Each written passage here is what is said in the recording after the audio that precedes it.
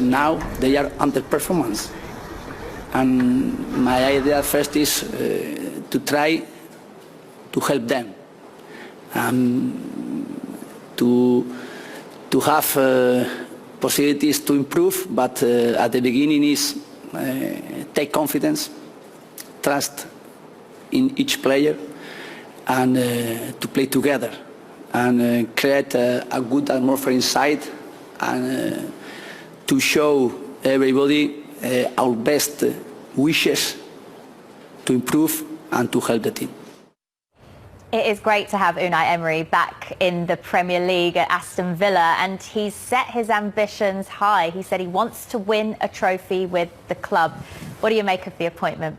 I think it's a fabulous appointment. Plundered the Europa League, of course, with Sevilla, won it with Villarreal as well, defied all the people who didn't rate him when he was at Arsenal, because the Villarreal team that he'd led to silverware, it was made up of a number of players that couldn't cut it with Premier League clubs. But he is a guy who knows how to get the sum of the parts together, get them functioning well, get them working hard.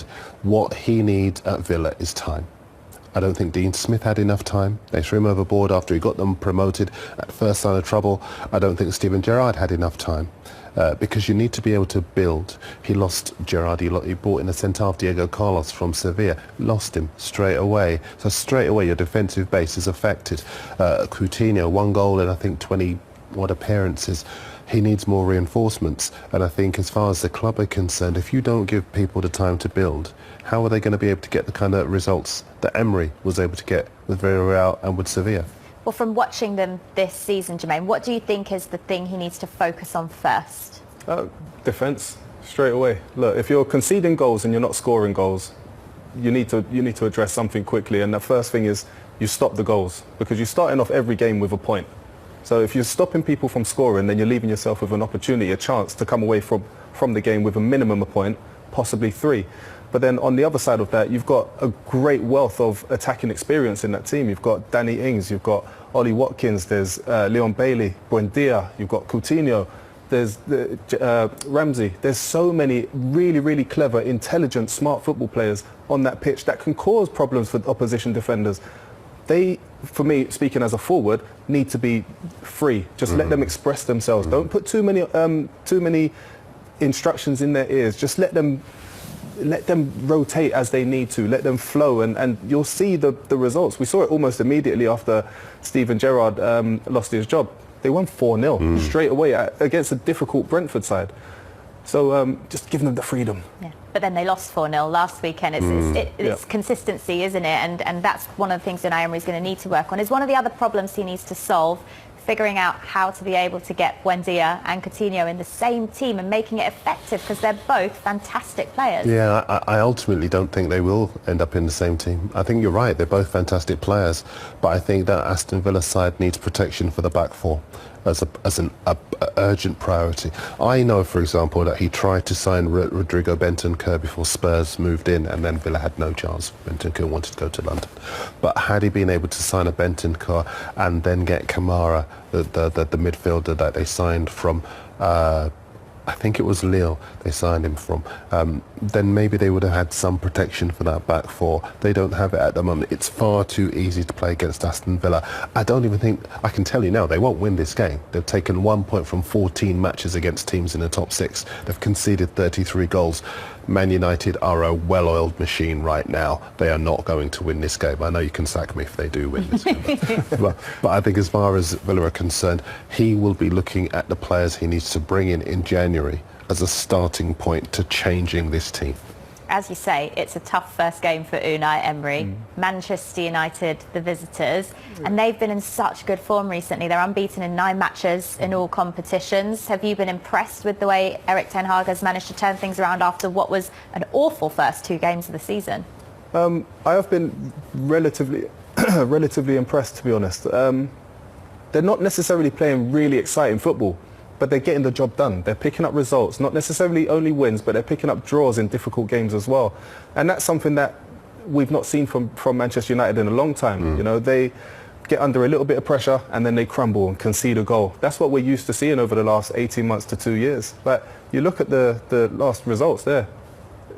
one loss in the last however many games it was, 5 or 6. 6. No, 6 in the Premier League. They look like they've turned a corner. They look like they're playing with confidence. A lot of the younger players as well, Marcus Rashford being a leader out of those younger players, look like they're happy again. Look like they've got that hunger, that desire back again. And he started to do things that I enjoyed watching him do a year and a half, 2 years ago. He started picking the ball up and being positive, driving at pace against the defenders, towards the defenders. Do you know why that is? It's because they've got a plan now, and Yes. they don't rely on players that they sign for commercial value. They rely on grafters, guys that maybe when they sign them you're not that impressed, but suddenly you see them start to play and you see where the money's gone. Lisandro Martinez at centre-half's been outstanding. All this nonsense about his height. He's got positional awareness. He reads the game superbly well, and he works, and he denies you time and space. Good pass on him as well, hasn't he? Honestly, I mean, this guy is a fabulous footballer, and I think he's made a lot of people eat their words so far.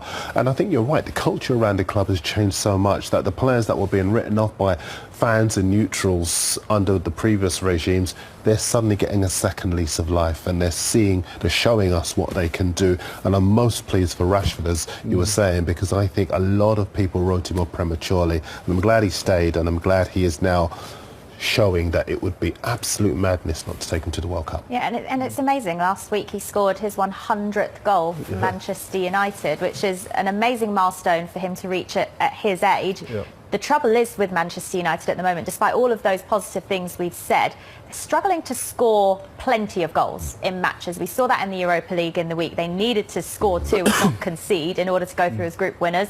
They couldn't get that second goal. Yeah. They've got injuries in their attack. Anthony's injured. Anthony Martial is injured as well. Ronaldo's not the Ronaldo we're used to. So how do they solve that? Not by putting Maguire up front. I don't know what he was thinking.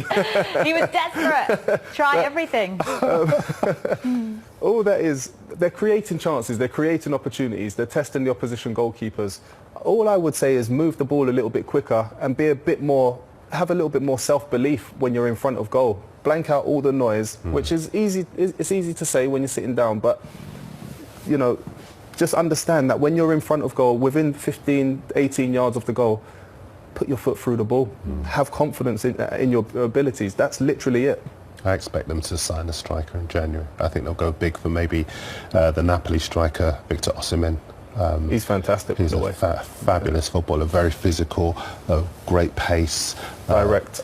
Very, very direct. I think they need that kind of investment in January because they're on a fantastic run of wins and games. And I think if they get that added striker and that maybe that player who you know all about it, they make you think to yourself, oh, I better raise my game here. Suddenly, it could be a game changer for them in terms of the top 4. Top 4? No title race this season? No just title top 4? races. Title race?